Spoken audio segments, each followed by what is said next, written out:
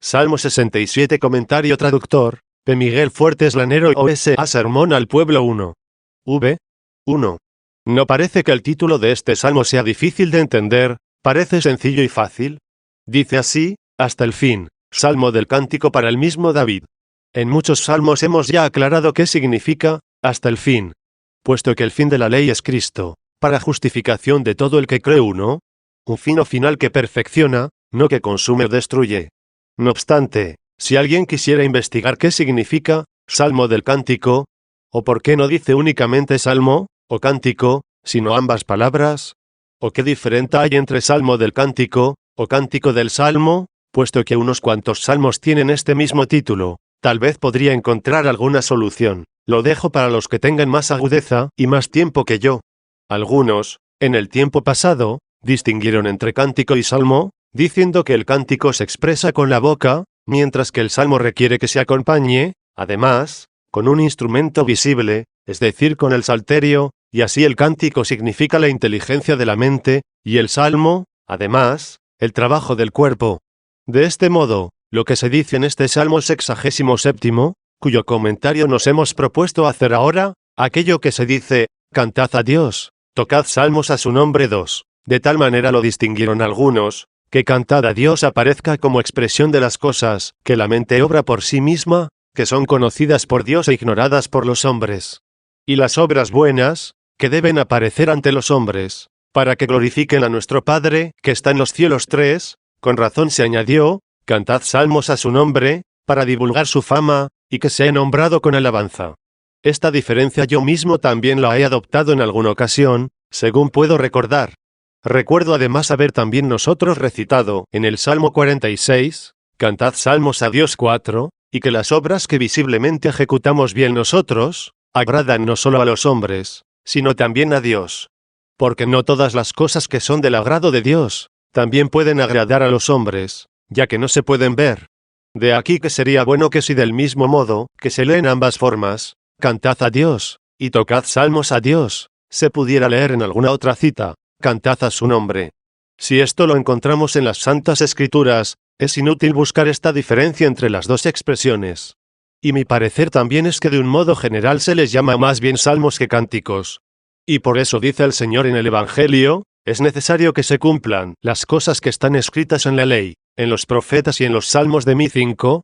Vemos como aquí se le llama el libro de los salmos, no de los cánticos, como está escrito, dice, en el libro de los salmos 6, cuando parece que podría haber dicho, según esta diferencia, el libro de los cánticos.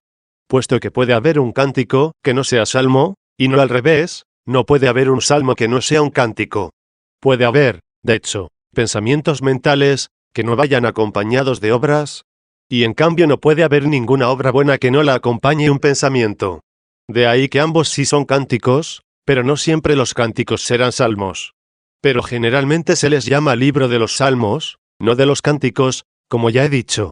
Y si se quisiera discutir sobre el título de algunos salmos, según sea únicamente salmo, o bien solo cántico, y no salmo del cántico, o cántico del salmo, como en el presente, no creo que se pueda demostrar diferencia alguna. De ahí que, como ya dije antes, dejamos esta tarea para quienes tengan más tiempo o razones para discernir la diferencia. Nosotros vamos a tratar de explicar y meditar este salmo con la ayuda de Dios. 2.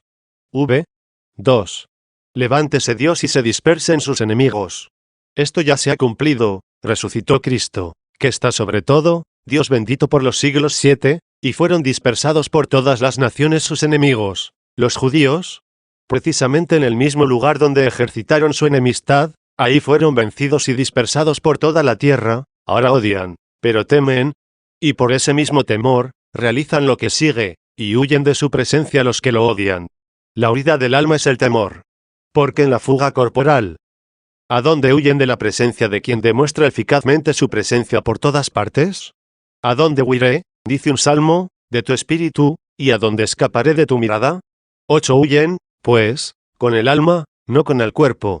Huyen temiendo, no ocultándose, y no huyen del rostro que no ven, sino de aquel que se ven forzados a ver. Se le llama rostro de Dios a su presencia, que se manifiesta a través de su iglesia. Por eso dijo a sus enemigos, Desde ahora veréis al Hijo del Hombre venir sobre las nubes del cielo. 9. Como vino en su iglesia, que extendió por todo el mundo, en el cual están dispersados sus enemigos. Y también vino en aquellas nubes, de las que dijo, daré orden a mis nubes para que no envíen lluvia sobre la tierra. 10.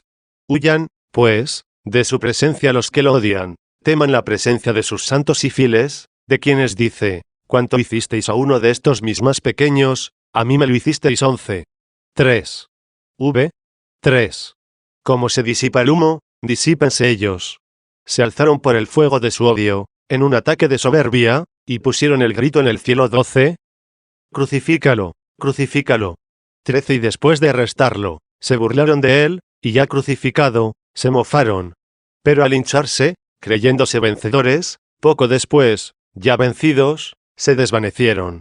Como se derrite la cera ante el fuego, perezcan así los pecadores ante la presencia de Dios. Aunque quizá en este pasaje se haga alusión a aquellos, cuya dureza de corazón se quebranta por las lágrimas de la penitencia, sin embargo puede también entenderse como la amenaza del juicio futuro, puesto que al desvanecerse en este mundo como humo, por haberse ensalzado con soberbia, les sobrevendrá la última condenación, pereciendo ante su presencia eternamente, al presentarse él como fuego en su esplendorosa claridad, siendo luz para los justos y condena para los impíos. 4. 4. Continúa el Salmo, y alégrense los justos y se alborocen en la presencia de Dios y disfruten de alegría. Porque entonces oirán, venid benditos de mi Padre, recibid el reino. 14. Regocíjense los que se fatigaron, y alborócense en la presencia de Dios. No será este un regocijo, como el de una vana jactancia delante de los hombres, sino un santo alborozo en presencia de Dios, que contempla sin error lo que Él ha dado. Disfruten con alegría, ya no alegrándose con temor. 15, como en este mundo, donde la vida humana sobre la tierra es una tentación. 16. 5. 5, 6. A continuación se dirige a los que dio tan gran esperanza, y a los que viven aquí les habla y exhorta diciendo, cantad a Dios, cantad salmos a su nombre. Ya dije en la exposición del título del Salmo, lo que me parecía significar esta expresión. Canta a Dios el que vive para Dios. Y canta salmos a su nombre el que obra para gloria de Dios. Así cantando, y así salmodiando, es decir, así viviendo y así obrando, preparad el camino, dice, al que está sobre el ocaso. Preparad el camino a Cristo, para que por los pies hermosos de los evangelizadores. 17, se le abran los corazones de los creyentes. Es Él quien asciende sobre el ocaso, sea porque ya solo recibe aquel que se convirtió a Él con una nueva vida, dando muerte a la vieja y renunciando a este mundo, o sea porque sube del ocaso, cuando al resucitar, convirtió en victoria la destrucción de su cuerpo. Su nombre es el Señor. Porque si sus enemigos lo hubieran conocido, nunca habrían crucificado al Señor de la gloria. 18. 6. Exultad de gozo en su presencia. Oh vosotros, a quienes se ha dicho, cantad a Dios, entonad salmos a su nombre, preparad el camino al que anda sobre las nubes del ocaso, y también, regocijaos en su presencia, como si estuvierais tristes, pero siempre alegres. 19. Mientras le preparáis el camino, mientras vais preparando por donde puede venir a tomar posesión de las naciones, vais a sufrir muchas cosas tristes en presencia de los hombres, pero no os desalentéis, al contrario, regocijaos, no en presencia de los hombres, sino en la presencia de Dios. Gozosos en la esperanza, y tolerantes en la tribulación. 20. Saltad de gozo en su presencia. Aquellos que os hacen sufrir en presencia de los hombres, sentirán el sufrimiento en presencia de Dios, Padre de huérfanos, defensor de viudas. Piensan que están vencidos y desolados aquellos que muchas veces son separados por la espada de la palabra de Dios, como los padres de sus hijos, los maridos de sus esposas. 21. Pero estos abandonados o viudos, ¿tienen la consolación del Padre de los huérfanos y defensor de las viudas? ¿Tienen la consolación de aquel a quien le dicen, aunque mi padre y mi madre me abandonen, el Señor me acogerá? 22. Y los que perseveraron en el Señor, insistiendo en la oración día y noche. 23, ante cuya mirada se turbarán sus enemigos, al ver que de nada les aprovechó, ya que todo el mundo se va en pos de él. 24. 7. 7. De hecho, el Señor, con estos huérfanos y viudas, es decir, con los abandonados por la sociedad de toda esperanza terrena, construye para sí un templo, del que dice a continuación, el Señor está en su lugar santo. Cual sea este su lugar, lo aclara al decir, Dios, que hace morar en su casa a los de un mismo sentir, es decir, a los que son unánimes y están animados de un mismo sentimiento, este es el lugar santo del Señor. Después de haber dicho, el Señor está en su lugar santo, como si le preguntáramos en qué lugar, ya que Él está íntegro en todas partes, y no lo contiene ningún espacio corporal, añade a renglón seguido, no lo busquemos fuera de nosotros, sino más bien en la casa de los que tienen un mismo pensar, y así merezcamos que Él también se digne habitar en nosotros. Este es el lugar santo del Señor, que muchos hombres buscan tener, para ser escuchados en su oración. Sean ellos mismos el lugar que buscan, y lo que dicen en sus corazones, es decir, en estos sus aposentos, se sientan contritos 25, habitando en la casa de un mismo sentir, para ser morada del Señor de la casa grande, y sean con ellos escuchados en su oración. Porque la casa es grande, y en ella no solo hay vasos de oro y plata, sino también de madera y arcilla, unos para usos honorables, y otros para usos viles. Pero quienes se hayan purificado de ser vasos viles 26, estarán en la casa de la unanimidad, y serán el lugar santo del Señor. Y así como en una casa grande de un hombre, el dueño no descansa en cualquier lugar, sino en alguno retirado y más honorable, así tampoco Dios habita en todos los que están en su casa, no habita, ciertamente en los vasos de uso vil. Su templo santo son aquellos a quienes hace habitar de un modo unánime, o con unas mismas costumbres en su casa. Lo que en griego se dice, tropoi, en latín se puede interpretar como modos, modi, o costumbres, mores. Además el griego no tiene, el que hace habitar, quien habitare facit, sino solamente, habitare facit, hace habitar. El Señor, pues, está en su lugar santo. ¿Qué lugar es este? El mismo Dios se lo construye. Dios, en efecto, hace habitar en su casa a los de unas mismas costumbres. Este es su lugar santo. 8. Y para evidenciar que se edifica este lugar por su gracia, y no por los méritos anteriores de aquellos para quienes lo edifica, mira lo que sigue diciendo, libera a los cautivos con su fortaleza. Efectivamente, rompe las pesadas cadenas de los pecados, que les impedían caminar por el camino de sus preceptos, los libera con su fortaleza, de la que carecían antes de poseer su gracia. Igualmente a los que lo irritan y que habitan en los sepulcros, es decir, a los completamente muertos, y dedicados a las obras muertas. Estos irritan porque oponen resistencia a la justicia. Los prisioneros tal vez quieren caminar y no pueden, suplican a Dios que se lo conceda, y le dicen, sácame de mis angustias 27. Y cuando Dios les ha escuchado, le dan gracias diciendo, rompiste mis ataduras 28. En cambio, los provocadores de la ira de Dios, que habitan en los sepulcros, son de aquella clase de personas, a las que se refiere la Escritura en otro lugar, diciendo, la alabanza de un muerto se desvanece como la de uno que no existe 29. De ahí se deduce esta afirmación, el pecador, cuando llega al fondo de la maldad, se hace despectivo 30. Porque una cosa es desear la justicia, y otra hacerle resistencia. Una cosa es querer librarse del mal, y otra distinta el defenderlo en lugar de confesarlo. A unos y a otros la gracia de Cristo los libra con su fortaleza. ¿Con qué fortaleza? Sino con aquella que les hace luchar contra el pecado hasta derramar su sangre. De una y de otra clase de personas se consiguen hombres idóneos para que se edifique la casa santa de Dios, unos los liberados de sus ataduras, y los otros los que han sido resucitados. Por ejemplo, aquella mujer, a quien Satanás tuvo cautiva durante 18 años 31, a una orden suya se le soltaron las ataduras, y lo mismo, con una voz venció la muerte de Lázaro 32. El que hizo cosas tales en los cuerpos, puede hacer maravillas mayores en las costumbres, y lograr habitar en la casa de los que son unánimes, librando con su fortaleza a los encarcelados, lo mismo que a los que provocaban su ira, y que habitan en los sepulcros. 9. VV. 8, 10. Oh Dios, cuando salías al frente de tu pueblo. La salida de Dios hay que entenderla como manifestación en sus obras. Pero no se manifiesta a todos, sino a aquellos que han aprendido a reconocer sus obras. Y no me refiero ahora a las que son visibles a todo el mundo, como el cielo, la tierra, el mar y todo lo que hay en ellos, sino a aquellas obras por las que libera a los cautivos con su fortaleza, y lo mismo a los que irritan a Dios y que habitan en los sepulcros, y los hace habitar en la casa en unidad de vida 33. Así sale ante su pueblo, es decir, en presencia de los que comprenden esta gracia. Y continúa diciendo, cuando cruzabas el desierto, la tierra tembló.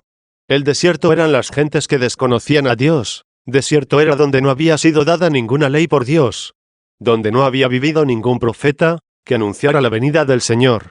Así pues, cuando atravesabas el desierto, cuando fuiste predicado a las naciones, la tierra se movió, los hombres terrenos quedaron conmovidos y abrazaron la fe. ¿Por qué se movió la tierra? Porque los cielos se derritieron en la presencia de Dios.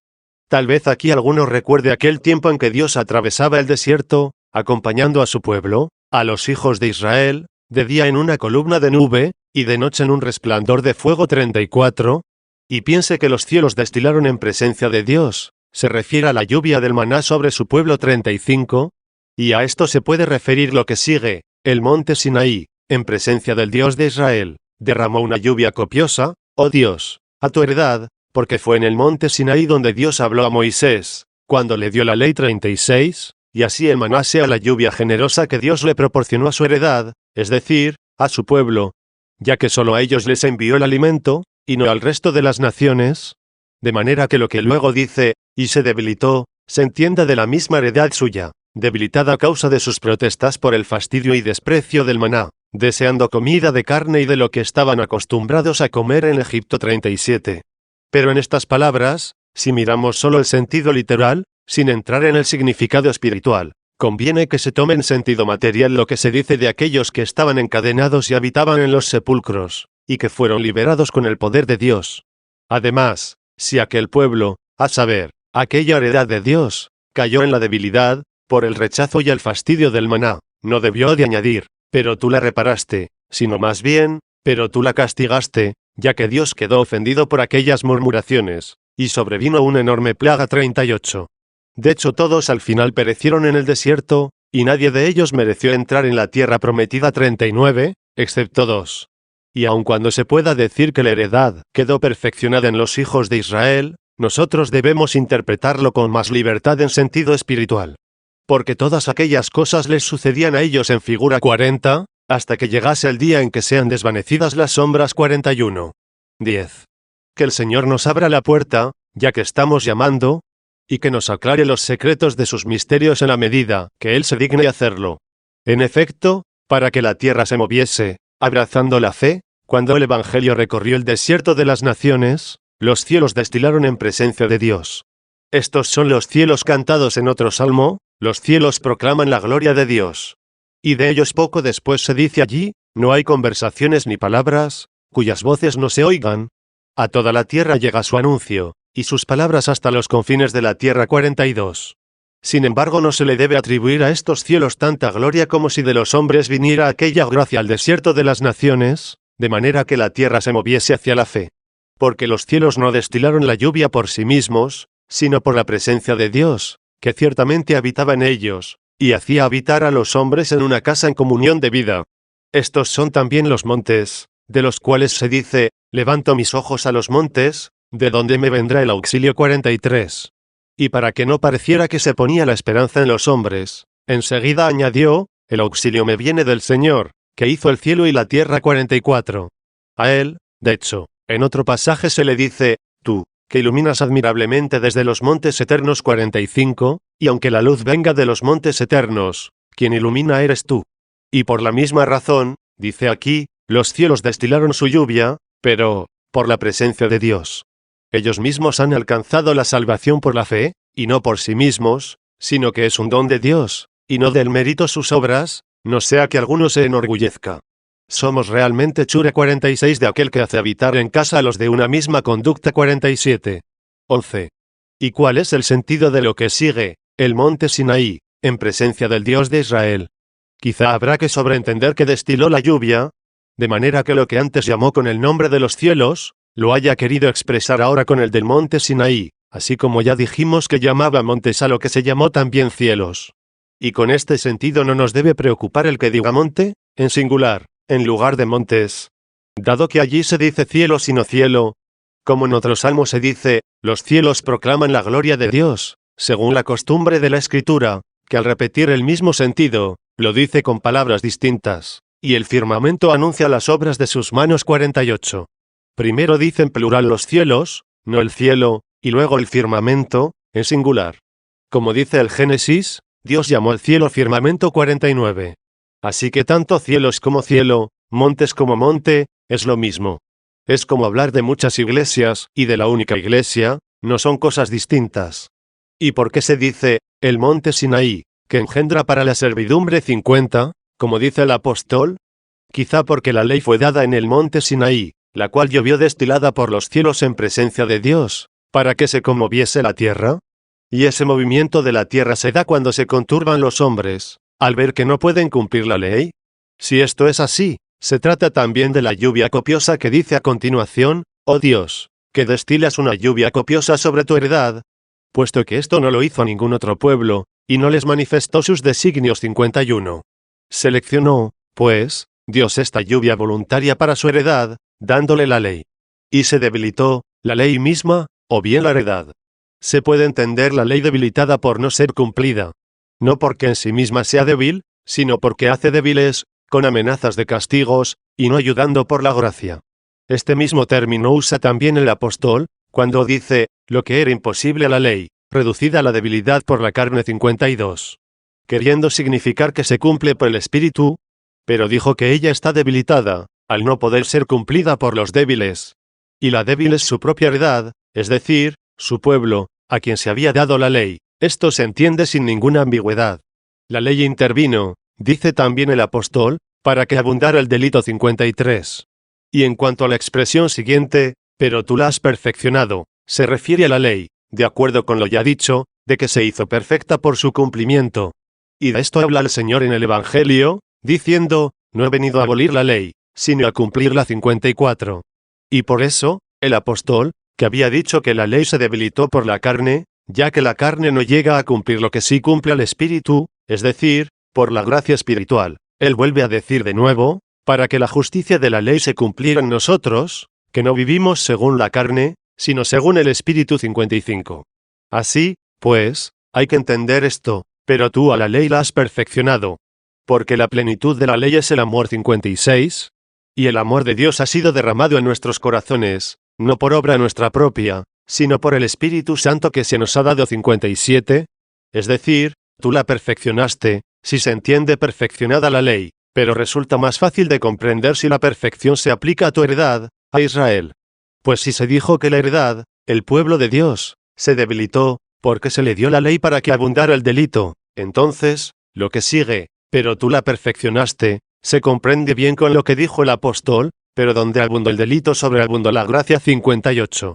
Efectivamente, abundando el delito, se multiplican las debilidades, y después se aceleraron 59, y consiguientemente se lamentaron e invocaron a Dios, para que con su ayuda se llegase a cumplir lo que él mandó y no se estaba cumpliendo. 12. En estas palabras hay otro sentido, que a mí me parece más probable.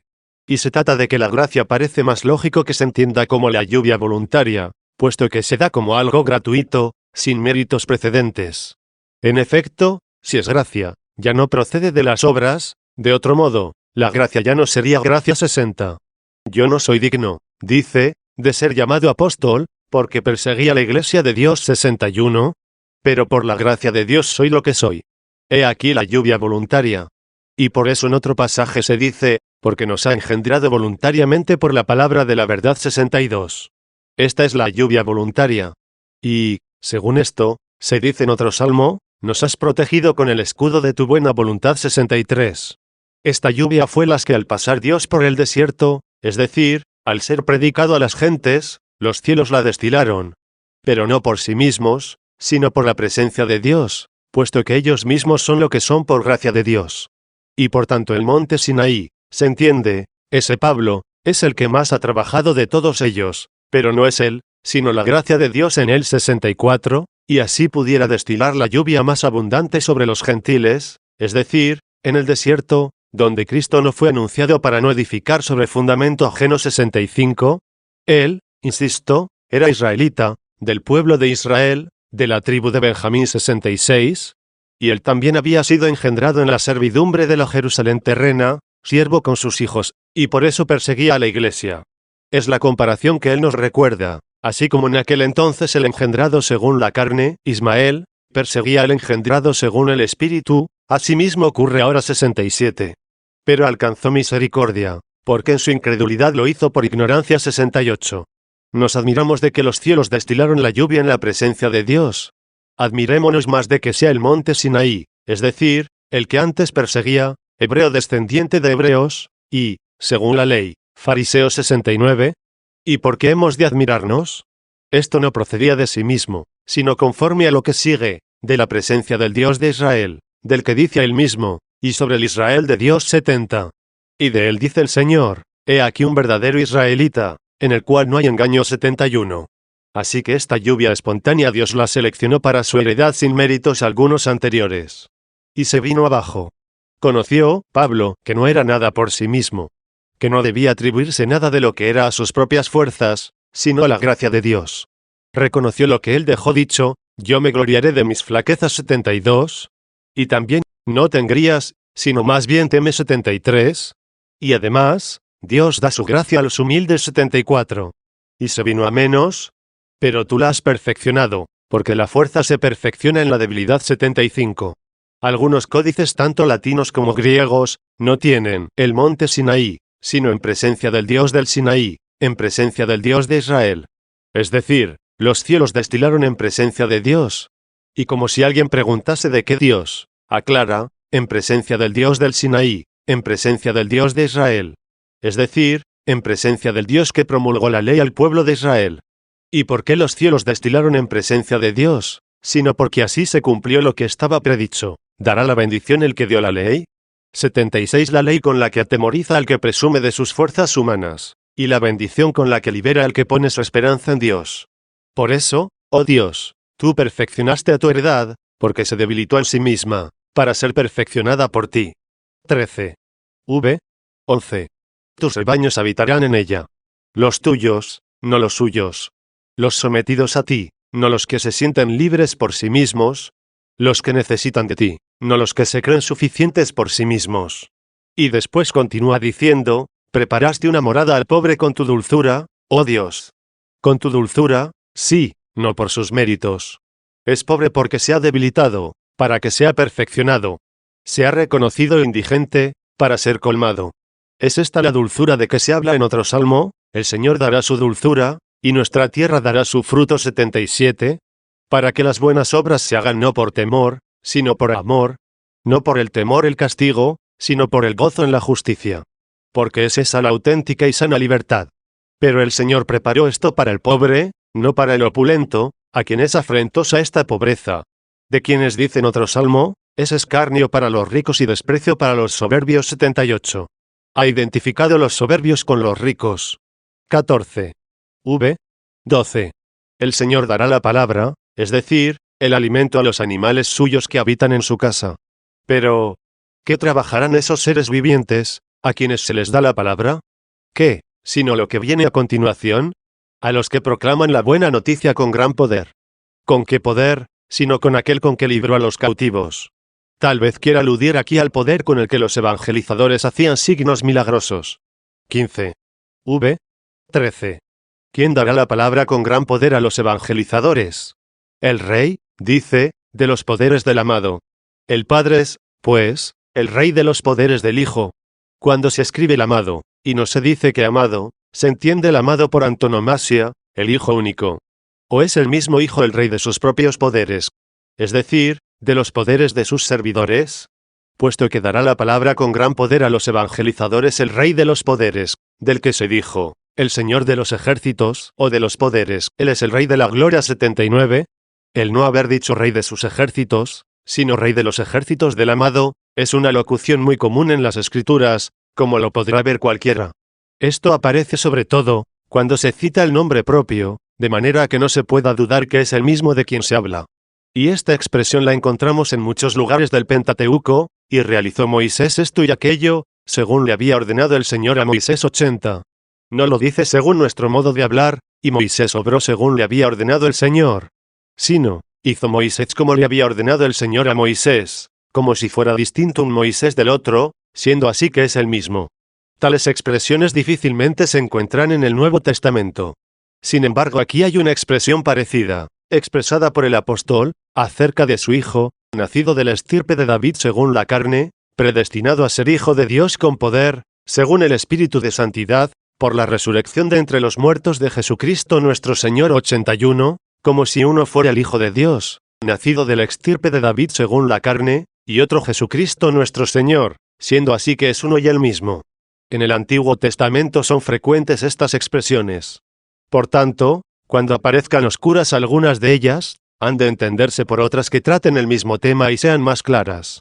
Por ejemplo, la locución de este pasaje del Salmo que ahora expongo, es oscura.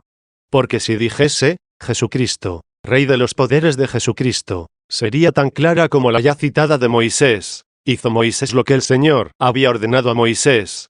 Pero lo dicho aquí es, el Rey de los poderes del amado, no queda claro que el Rey de dichos poderes, o ejércitos, sea el amado. Así que el Rey de los ejércitos del amado, puede entenderse como si hubiera dicho, el Rey de sus poderes, ya que el Rey de los poderes es Cristo, y el amado es el mismo Cristo. Sin embargo, esta expresión no obliga tanto, ya que también podría entenderse que el Padre es el Rey de los poderes de su Hijo amado, como el mismo amado dice, refiriéndose al Padre, todo lo mío es tuyo, y todo lo tuyo, mío. 82. Y si alguno pregunta si el Dios Padre del Señor Jesucristo podrá ser llamado también Rey, no sé si alguien se atreverá a negarlo, una vez que el apóstol dice, al Rey de los siglos, al único Dios inmortal e invisible. 83. Porque aunque esto se refiere a la Trinidad misma, allí está también Dios Padre. Ahora bien, si no entendemos de forma puramente carnal estas palabras de un salmo, oh Dios, concede tu juicio al Rey, y tu justicia al Hijo del Rey. 84, no veo que se le pueda dar otro sentido, que a tu Hijo. Y por lo tanto también el Padre es Rey. Luego el versículo de este salmo, el Rey de los poderes, o ejércitos, del amado, se puede entender en ambos sentidos. Por lo tanto, al decir, el Señor dará la palabra a los que evangelizan con gran poder, ya que esa misma fuerza está sometida y obra a favor de quien la da, él mismo dice, el Señor dará la palabra a los evangelizadores con mucho poder, es el Rey de los poderes del amado. 16. Y prosigue el salmo, del amado, para la belleza de su casa se reparten el botín. La repetición es para poner más de relieve, aunque esta repetición no todos los códices la tengan, y los más cuidados la hagan notar con lo que se llama un asterisco. Con este signo se hace notar que tal palabra no está en la traducción de los 70, sino en el texto hebreo, que anota tales signos. Pero sea que se repita, o que se diga una sola vez la palabra escrita, del amado, creo que hay que entenderlo como sigue, y que se reparten los despojos para la hermosura de su casa, como si dijese, también para la hermosura de la casa del amado se dividen los despojos, es decir, también del amado han de dividirse los despojos. De hecho, Cristo ha hecho hermosa la casa, es decir, la iglesia, distribuyéndole el botín, como es hermoso el cuerpo por la distribución de sus miembros. El botín, o los despojos se le llama a lo que se arrebata a los enemigos vencidos. Esto nos lo dice el Evangelio, cuando nos amonesta en su lectura, nadie entra en casa de un hombre fuerte, para arrebatarle su ajuar, si primero no lo sujeta. 85. Cristo amarró al demonio con cadenas espirituales, fue superando la muerte, y ascendiendo del abismo a los cielos, lo ató con el misterio de su encarnación, ya que no encontrando el demonio en él nada digno de muerte, le permitió, no obstante darle muerte, y así amarrado, le robó sus enseres, como si fuera su botín. 86. En realidad su obra era en los hijos de la incredulidad, de cuya perfidia usaba su arbitrio. El Señor, purificando estos vasos por la remisión de los pecados, y santificando estos despojos, arrebatados al enemigo, postrado y sujetado, los destinó para la hermosura de su casa, haciéndolos a unos apóstoles, a otros profetas, a otros pastores y doctores, para la obra del ministerio evangélico, para la edificación del cuerpo de Cristo. 87. Pues lo mismo que el cuerpo es uno y tiene muchos miembros, y todos sus miembros, aun siendo muchos, forman un solo cuerpo, así es también Cristo. ¿Son todos apóstoles? ¿O todos profetas? ¿O tienen todos el don de hacer milagros? ¿O todos el don de la sanación? ¿O hablan todos lenguas? ¿O pueden todos interpretarlas? Sin embargo, todo esto lo origina el único y mismo Espíritu, que distribuye sus propios dones a cada uno según le parece. 88. He aquí la hermosura de la casa, obtenida por la distribución de los despojos. Y así, el amante de ella, entusiasmado por tal belleza, exclamará con el salmo, yo amo, Señor, la belleza de tu casa. 89. 17. VV. 14, 15. Seguimos en la continuación del salmo, pero ahora sus palabras se dirigen a los mismos miembros con los cuales se constituye la belleza de la casa, y les dice, si durmierais en medio de las suertes, alas plateadas de paloma, y en sus espaldas con brillo de oro. Lo primero que aquí debemos es preguntarnos cuál es el orden de las palabras, para ver cómo termina la frase, la cual queda inconclusa cuando dice, si durmierais. Y luego lo que dice, ala, de paloma plateada, había que ver si la palabra penae, ala, está en singular, del ala, o en plural, las alas. En el texto griego no hay duda de que está en plural. Pero sigue la duda de si el texto es, estas alas, o más bien, o vosotras, alas, en vocativo, como si pareciera hablar dirigiéndose a las alas. Y también debemos ver si con las palabras que preceden se concluye esta frase, siendo así el orden, el Señor dará la palabra con gran poder a los evangelizadores, si durmierais en medio de las suertes, o de los apriscos, o vosotras, alas de paloma plateadas. O han de unirse a las palabras que siguen, y así sería el orden de la frase, si dormís en medio de los apriscos, las alas plateadas de paloma blanquearán como nieve el monte Hermón, es decir, las mismas alas blanquearán si dormís entre los apriscos. Como para entender que tales palabras se dirigen a los que distribuyen los despojos para la belleza de la casa. O sea, si dormís en medio de las suertes, vosotros que estáis distribuidos para la belleza de la casa, por la manifestación del Espíritu, para su utilidad, y así unos reciben del Espíritu el don de hablar con sabiduría, otros el don de la ciencia, según el mismo Espíritu, otros la fe, otros el poder de curar en el mismo Espíritu 90, y así sucesivamente, según va enumerando el apóstol. Y entonces, si vosotros dormís entre los apriscos, será cuando las alas plateadas de paloma blanquearán el Hermón. También podría entenderse así, si vosotras, las alas plateadas de paloma, dormís en medio de los apriscos, quedarán blanqueadas como la nieve en el monte Hermón, sobreentendiendo los hombres, que por la gracia reciben el perdón de sus pecados. Por eso se dice también de la Iglesia en el Cantar de los Cantares. ¿Quién es esta, que sube, vestida de blanco? 91 existe, por cierto, la promesa de Dios por el profeta, que dice, aunque vuestros pecados sean rojos como la escarlata, los volveré blancos como la nieve 92. Podría también entenderse de lo que ya hemos dicho, las alas de paloma plateadas, sobreentendiendo, seréis, y el sentido sería este, o vosotros, que estáis distribuidos como los despojos, para la belleza de la casa, si dormís en medio de las suertes, seréis como alas plateadas de paloma, es decir, subiréis a las alturas, pero unidos a la Iglesia como miembros suyos que sois. Creo que no puede entenderse aquí de modo mejor ninguna otra paloma plateada, fuera de la que se dijo en el Cantar, una sola es mi paloma 93. Y está plateada porque está adoctrinada por la divina palabra, de la cual se dice en otro lugar, que es como plata acrisolada 7 veces 94. Es, sí, un gran privilegio dormir en medio de las suertes, que algunos han querido identificar con los dos testamentos, de manera que dormir entre ambas suertes es como descansar en la autoridad de ambos testamentos, es decir, asentir a los testimonios de ambos testamentos, de manera que cuando se exprese algo de ellos, y se pruebe, termine toda controversia en pacífico sosiego. Si esto es así, ¿qué otra cosa parece que intenta sugerir en los evangelizadores con gran poder, sino el que Dios les dará la palabra para que puedan evangelizar, si duermen en medio de las suertes? Se les da entonces la palabra de la verdad, si mantienen la autoridad de los dos testamentos, y así ellos serán también las alas plateadas de paloma, cuya predicación hace subir hasta el cielo la gloria de la Iglesia. 18. En medio de las espaldas. También es una parte del cuerpo, y cercana al corazón, aunque en la parte posterior, en el dorso. Esta parte de aquella paloma plateada, dice tener el brillo del oro, es decir, con el vigor de la sabiduría, y no encuentro mejor interpretación de este vigor que la caridad. Y porque en el dorso, y no en el pecho. Y sin embargo no deja de admirarme cómo se escribió esta palabra en otro salmo, donde se dice, te cubrirá con sus plumas en sus espaldas, bajo sus alas te refugiarás 95, siendo así que no podrá ser cubierto por sus alas, sino con el pecho. La expresión latina inter escapulas, en las espaldas, quizás se pueda entender de algún modo por ambos lados, anterior y posterior, si nos fijamos que la cabeza está en el medio de la espalda. Incluso en hebreo puede que sea ambiguo el sentido. Pero en el griego la palabra es metáfrena, y no hay duda de que significa solo la parte posterior, en las espaldas, inter escapulas.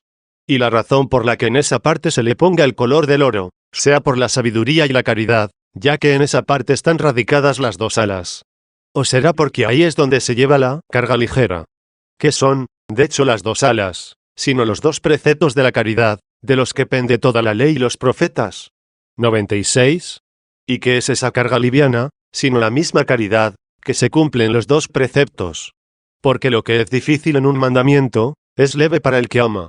Y no hay otra razón para interpretar bien aquello de, mi carga es ligera 97, sino por ser un don del Espíritu Santo, por el cual se difunde el amor en nuestros corazones 98.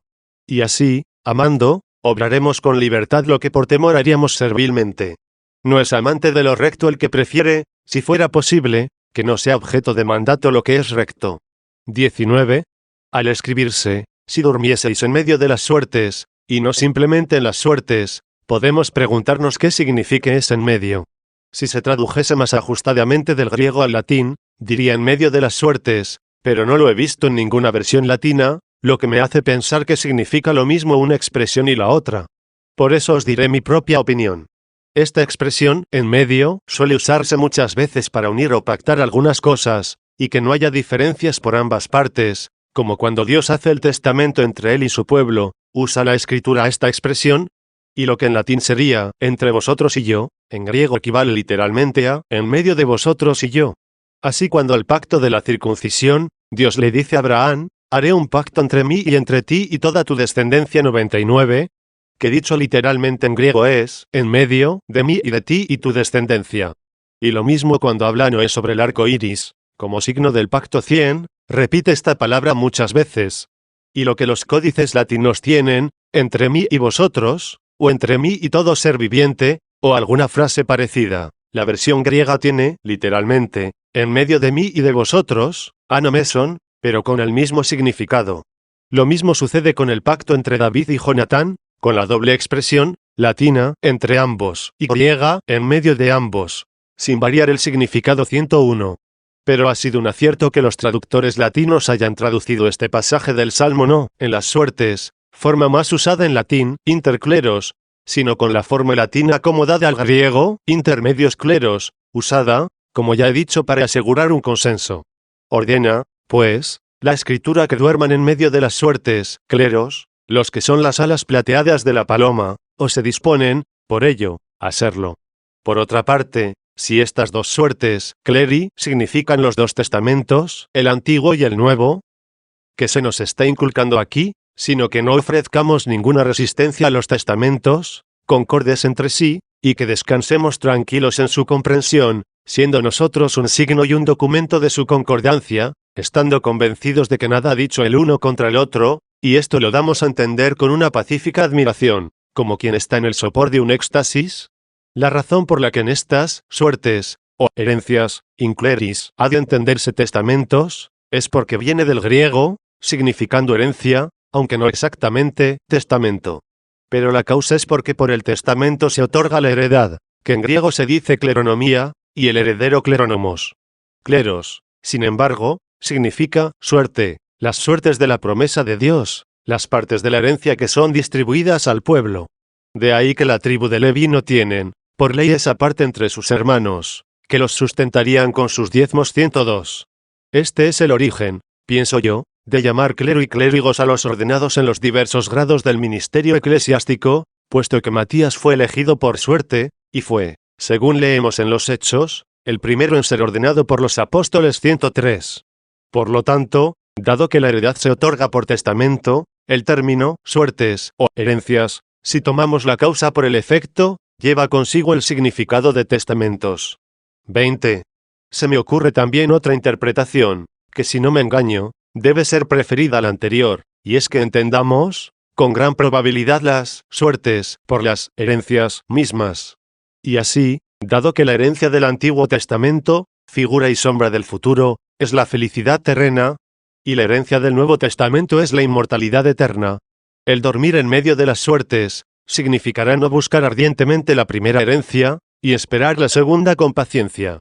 Puesto que los que sirven a Dios por la felicidad terrena, o por ella rehúsan servirle, al buscar en este mundo la felicidad, el sueño se aleja de ellos, y no duermen. Excitados por las pasionales codicias, son empujados al pecado y al crimen, y no tienen descanso alguno, sea por el deseo de adquirirlas, o sea por el temor de perderlas. El que me escucha, dice la sabiduría, vivirá seguro, tranquilo y sin miedo a desgracia alguna. 104. Este me parece ser el sentido de dormir en medio de las suertes, o en medio de las herencias. No todavía en la realidad, sino en la esperanza de la celestial herencia, y descansar ya de las codicias de la terrena felicidad. Cuando llegue lo que esperamos, ya no descansaremos en medio de las dos heredades, sino que reinaremos en la nueva y verdadera, de la cual era sombra la antigua.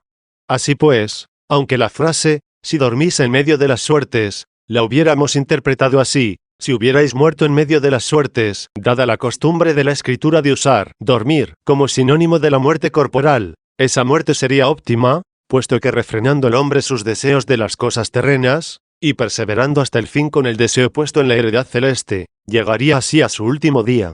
Quienes así duermen en medio de las suertes, serán las plateadas alas de paloma, y cuando resuciten, serán llevados al encuentro con Cristo en las nubes, y vivirán por siempre con el Señor. 105.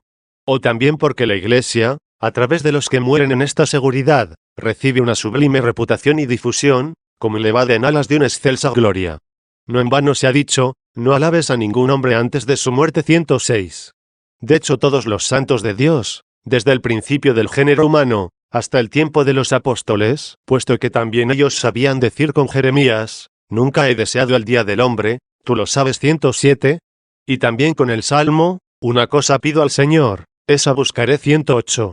Y desde el tiempo de los apóstoles, a partir del cual se manifestó más claramente la diferencia entre los dos testamentos, tanto los apóstoles, como los santos mártires, y los demás justos, como carneros e hijos de carneros, durmieron hasta este tiempo en medio de las suertes, despreciando la felicidad del reino terreno, con la esperanza puesta en la eterna felicidad del reino de los cielos, que aún no poseían. Y como han dormido tan admirablemente, la Iglesia, paloma plateada, vuela ahora como llevada por aquellas sus alas, y es ensalzada entre alabanzas, de manera que los que les siguieron, invitados a imitarles, por su fama, duerman así todos, y se vayan añadiendo alas, con las que hasta el fin del mundo será altamente difundida. 21. V. 15. Mientras el Altísimo distribuye a los reyes sobre ella, blanquearán de nieve en el monte Hermón, el que está sobre los cielos, el que asciende sobre todos los cielos, para colmarlo todo, mientras distribuye a los reyes sobre ella, es decir, sobre la paloma plateada. El apóstol continúa y dice, él dio a unos el ser apóstoles, a otros profetas, a otros evangelistas, a otros pastores y doctores. Porque, ¿qué otra cosa es distribuir a los reyes sobre ella, sino con vistas al servicio para la edificación del cuerpo de Cristo? 109, puesto que ella es el cuerpo de Cristo, a estos tales se les llama reyes en cuanto que reinan o gobiernan. ¿Y qué hay más excelente que gobernar las concupiscencias de la carne, para que no reine el pecado en su cuerpo mortal, por el sometimiento a sus inclinaciones, y no ofrezcan sus miembros al pecado, como armas de la maldad, sino que los pongan al servicio de Dios? 110, como seres vivos que han surgido de la muerte, ofreciendo sus miembros a Dios como armas al servicio de la justicia. De este modo pueden ser estos reyes apartados primeramente por los extraños, ya que no llevan el yugo juntamente con los infieles. Después serán separados concordemente entre ellos, según los dones de cada uno. No todos son apóstoles, ni todos profetas, ni todos doctores, ni todos tienen los dones de curación, ni todos hablan lenguas, ni todos las interpretan. Todo esto lo realiza el único y mismo Espíritu, distribuyendo sus dones a cada uno como le parece. 111. Y dando este Espíritu a aquel que está sobre los cielos, distribuye a los reyes sobre la paloma plateada. Cuando el ángel, enviado a su madre, llena de gracia, le habló del mismo Espíritu Santo, y ella le preguntó cómo le anunciaba que iba a dar a luz, puesto que no conocía a ningún hombre, le respondió, el Espíritu Santo descenderá sobre ti, y el poder del Altísimo te cubrirá con su sombra. 112. ¿Qué significado tiene? Te cubrirá con su sombra, sino, ¿te hará sombra? De aquí que estos reyes, al ser distribuidos por la gracia del Espíritu de Cristo el Señor sobre la paloma plateada, blanquearán por la nieve en el Hermón. Hermón tiene el significado de sombra, monte umbrío. No serán seleccionados por sus propios méritos o virtudes. Porque, ¿quién te elige a ti? ¿Qué tienes, que no hayas recibido? 113. Porque para ser elegidos de entre los impíos, reciben el perdón de sus pecados de aquel que dice, aunque vuestros pecados fueran rojos como la escarlata, yo los volveré blancos como la nieve. 114. He aquí cómo quedarán blancos como la nieve del monte Hermón, por la gracia del Espíritu de Cristo, por el cual se les ha dado a cada uno sus propios dones, como lo he recordado hace un momento, el Espíritu Santo descenderá sobre ti, y el poder del Altísimo te cubrirá con su sombra, es decir, te dará sombra. Por eso, el santo que nacerá de ti se llamará Hijo de Dios. 115. Esta sombra, además, se entiende como una cobertura en defensa del ardor de las concupiscencias carnales. La Virgen, de hecho, no concibió a Cristo así, sino por la fuerza espiritual de su fe. La sombra necesita la luz y un cuerpo que se interpone. Por lo tanto, lo que era la luz verdadera, la palabra que existía en el principio, para que se nos hiciese la sombra para el bochorno del mediodía, la palabra se hizo hombre y vivió entre nosotros. 116. El hombre se acercó a Dios, como a la luz del cuerpo, y la sombra protectora cubrió a los que creyeron en él. Aquí no se trata de aquella sombra de la que se dice en la sabiduría, todo aquello pasó como una sombra. 117, ni de lo que dice el apóstol, que nadie os critique por cuestión de comida o bebida, o a propósito de fiestas, novilunios o sábados, que son una sombra de las realidades futuras. 118, se trata de aquella otra sombra, de la que dice el Salmo, protégeme a la sombra de tus alas. 119, por eso, cuando va distribuyendo aquel que está sobre los cielos a los reyes sobre la paloma plateada, que no se engrían de sus propios méritos, ni confíen en sus propias virtudes. Puesto que blanquearán como la nieve sobre el Hermón, se volverán blancos por la gracia bajo la protección del cuerpo de Cristo. 22. V. 16. Siguiendo el texto, llama a este monte monte de Dios, monte fértil, monte abundante en quesos, o monte pingüe. ¿Qué ha querido decir con pingüe, sino monte fértil? Hay también un monte llamado con este nombre, el monte Hermón. Pero, ¿qué monte debemos entender como el monte de Dios, el monte fértil, monte de abundantes quesos, sino el mismo Cristo Señor, de quien dice el profeta Isaías, en los últimos tiempos se manifestará el monte del Señor, asentado sobre la cumbre de montañas? 120. Ese es el monte de los quesos, en atención a los niños que hay que nutrir con la gracia como con leche. Y el monte fértil, para robustecerlos y enriquecerlos con la excelencia de los dones. La misma leche, de la que se hace el queso, significa de modo admirable la gracia, ya que emana de la exuberancia de las entrañas maternas, y por una agradable condescendencia se les da gratis a los niños. En griego no se sabe si la palabra monte, oros, estará en nominativo, mons, o en acusativo, montem, al ser de género neutro, y no masculino, como en latín. Por eso algunos traductores han optado por el acusativo, montendei, y otros por el nominativo, mons dei. Aunque yo pienso que es mejor el acusativo, in Hermón montendei, es decir, en el monte de Dios, llamado Hermón, según el sentido del pasaje más arriba expuesto, según mis posibilidades. 23. V. 17. Después de las expresiones, monte de Dios, monte de abundante queso, monte fértil, que nadie se atreva por ello, a comparar al Señor Jesucristo con los demás santos, llamados también montes de Dios, pues esto leemos en un salmo, tu justicia es como los montes de Dios. 121, y dice en este sentido el apóstol, para que nosotros fuéramos justicia de Dios en él, Cristo. 122. De estos montes se dice en otro lugar, tú iluminas admirablemente desde los montes eternos. 123, dado que a ellos se les ha concedido la vida eterna, y por su medio se ha establecido la suprema autoridad de las santas escrituras, pero siendo él quien, desde ellos ilumina, y a quien se dice, tú iluminas. Levanto mis ojos a los montes, de donde me vendrá el auxilio. Pero en realidad el auxilio no me vendrá de los mismos montes, sino que el auxilio me viene del Señor, que hizo el cielo y la tierra. 124. Y por ello, uno de estos montes, excelso sobremanera, cuando dijo que había trabajado más que todos ellos, añadió, pero no he sido yo, sino la gracia de Dios conmigo. 125. Y para que nadie osara comparar tampoco el monte más hermoso de los hijos de los hombres, con los montes hijos de los hombres. 126, ya que no faltaron quienes le llamaron unos Juan Bautista, otros Elías, otros Jeremías o alguno de los profetas. 127, se dirige a ellos el Salmo y les dice, ¿por qué estáis celosos, montes fértiles, del monte que Dios eligió como su morada? ¿Por qué estáis celosos? Como les sucede con la luz, ya que a ellos se les ha dicho, vosotros sois la luz del mundo. 128. Pero esto está dicho de otra manera, Él es la luz verdadera que ilumina a todo hombre. 129. Así sucede con ellos, que son montes. Pero mucho más grandioso es el monte encumbrado sobre las montañas. Y estos montes, al portar sobre sí a aquel gran monte, son gloriosos. Uno de estos dijo, lejos de mí el gloriarme, si no es en la cruz de nuestro Señor Jesucristo, por quien el mundo está crucificado para mí, y yo para el mundo. 130. Y así, el que se gloría, que no lo haga en sí mismo, sino que se gloríe en el Señor. 131. Porque estáis celosos, montes fértiles, del monte que Dios eligió como su morada, no porque en los demás no habite, sino que lo hace gracias a él. Como dice el apóstol, en él habita toda la plenitud de la divinidad. 132, y no de una manera sombría, como en el templo construido por el rey Salomón, sino corporalmente, es decir, sólida y realmente. Porque Dios estaba en Cristo reconciliando el mundo consigo. 133, dice también el apóstol. Y sea que tomemos esto como dicho del Padre, puesto que el mismo Cristo dice, el Padre, que está en mí, es quien hace sus obras, yo estoy en el Padre, y el Padre en mí. 134, ya sea que se entienda, Dios estaba en Cristo, como que el Verbo estaba en el hombre, y, de hecho, el Verbo estaba encarnado de tal manera, que, aun después de hecho carne, solo se podía decir propiamente de él que se había unido al hombre formando una sola persona en Cristo.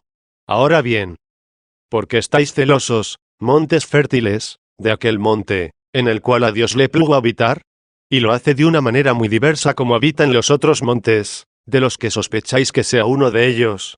Porque aunque también ellos son hijos de Dios por la gracia de la adopción, ninguno de ellos es el unigénito, al cual le haya dicho, siéntate a mi derecha hasta que ponga a tus enemigos bajo tus pies. 135. Porque el Señor habitará hasta el fin. Es decir, no hay por qué comparar los otros montes con este, en que habitará el Señor. Él mismo es el monte encumbrado sobre la cima de las montañas, para que los conduzca a ellos hasta el fin, es decir, hasta sí mismo, para que, como Dios que es, sea debidamente contemplado. Porque el fin de la ley es Cristo, para justificación de todo el que cree. 136. Dios tuvo a bien habitar en este monte, establecido sobre la cumbre de las montañas, y a él le dice, este es mi Hijo amado, en quien me he complacido. 137. El mismo Señor es este monte, que habitará en los otros montes hasta el fin, en cuyas cimas está encumbrado. Efectivamente, como dice el apóstol, hay un solo Dios, y un solo mediador entre Dios y los hombres, el hombre Cristo Jesús. 138. Monte de los montes, como santo de los santos. Así dice él mismo, yo en ellos y tú en mí. 139. ¿Por qué, entonces, estáis celosos, montes fértiles, del monte, elegido por Dios para habitar? Pero este Señor, también monte fértil, habitará en él hasta el fin, para que lleguen a ser algo aquellos a quienes dijo, sin mí nada podéis hacer. 140. 24. V. 18. Y así se cumple también lo que sigue, los carros de Dios son miles y miles. Son decenas y decenas de millares, según otros intérpretes latinos, que no han podido traducir con exactitud las cantidades del griego. Se refiere con estos carros a la gran multitud de santos y fieles que llevan a Dios en sí mismos, y son como carros de Dios. Permaneciendo en esta multitud y gobernándola, la lleva hasta el fin, como quien lleva su carro a un lugar ya prefijado. Como dice el apóstol, el primero va Cristo. A continuación, en su venida, los que son de Cristo. Después será el fin. 141. Esta es la Santa Iglesia, constituida por millares de personas felices. Porque su alegría está en lo que esperan, hasta que sean conducidos al final, que ahora esperan con paciencia. 142. Después de decir, millares de personas felices, añadió con mucho acierto a continuación, el Señor está en ellos. Que nadie se extrañe de su alegría, el Señor está en ellos. Pues, como dijo el apóstol, hay que pasar por muchos sufrimientos para entrar en el reino de Dios. 143. Pero, el Señor está en ellos. Por eso, aunque parecen estar tristes, están siempre alegres. 144. Y no han llegado todavía al final. 145, sino que en esperanza están alegres, y pacientes en la tribulación. 146, porque el Señor está en ellos, en el Sinaí, en el santuario. En hebreo Sinaí significa precepto, además de otras cosas. Pero en este pasaje creo que es el que más nos interesa. Volviendo a la causa de la alegría de aquellos millares del carro de Dios, dice, el Señor está en ellos en el Sinaí, en el santuario, es decir, el Señor está en ellos por su mandato, y ese mandato es santo, Como dice el apóstol, así que la ley es santa, y santo el precepto, y justo y bueno 147. Pero, ¿de qué serviría el precepto, sin la presencia del Señor, de quien se dice, Dios es quien obra en vosotros el querer y el obrar, según su benevolencia? 148 Porque el recepto, sin la ayuda del Señor, es la letra que mata. 149. Pues la ley se introdujo para que abundara el delito. 150. Pero como la plenitud de la ley es el amor. 151, la ley se cumple por amor, no por temor. Porque el amor ha sido derramado en nuestros corazones por el Espíritu Santo que se nos ha dado. 152. He ahí la razón por la que están alegres estos millares. Pues cumplen la justicia de la ley, en la medida que son ayudados por el Espíritu de la gracia. Puesto que el Señor está en ellos, en el Sinaí, en el santuario. 25. 19. A continuación, dirigiendo la palabra al Señor, dice el Salmo, ascendiste a las alturas, hiciste cautiva a la cautividad, aceptaste dones entre los hombres. Esto el apóstol lo recuerda y lo aplica a Cristo el Señor, diciendo, a cada uno de nosotros se nos da la gracia según la medida del don de Cristo. Por eso dice, ascendió a las alturas, hizo cautiva a la cautividad, y dio dones a los hombres. El hecho de que subió, ¿qué indica? Sino que también bajó a las regiones inferiores de la tierra. El que descendió es el mismo que ascendió sobre todos los cielos, para colmarlo todo. 153. Porque sin duda a Cristo se le dijo, ascendiste a las alturas, hiciste cautiva a la cautividad, recibiste dones entre los hombres. No os preocupe que el apóstol, recordando ahora el mismo testimonio, no diga, recibiste dones de entre los hombres, sino, dio dones a los hombres. Él, con su autoridad apostólica, ha querido referirse a que el Hijo es Dios con el Padre. Y según esto, ha dado dones a los hombres, enviándoles el Espíritu Santo, que es el Espíritu del Padre y del Hijo. Pero si lo interpretamos refiriéndonos a Cristo en su cuerpo, que es la Iglesia, y por ello sus miembros son santos y fieles suyos, por lo que se les dice, vosotros sois el cuerpo de Cristo, y sus miembros. 154, no hay duda de que Él recibió dones en los hombres. Cristo ascendió a las alturas, y está sentado a la derecha del Padre. 155, pero si no estuviera también en la tierra, no habría gritado, Saulo, Saulo, ¿por qué me persigues? 156 Y habiendo él mismo dicho, cuanto habéis hecho a uno de estos mis más humildes hermanos, conmigo lo hicisteis. 157. ¿Cómo vamos a dudar que él recibe en sus miembros los dones que sus miembros reciben? 26. Pero, ¿qué significa, hiciste cautiva a la cautividad? ¿Acaso quien venció a la muerte, la cual tenía cautivos a los hombres, en los que reinaba? ¿O llamó tal vez cautividad a los mismos hombres, por estar cautivos bajo el poder del diablo?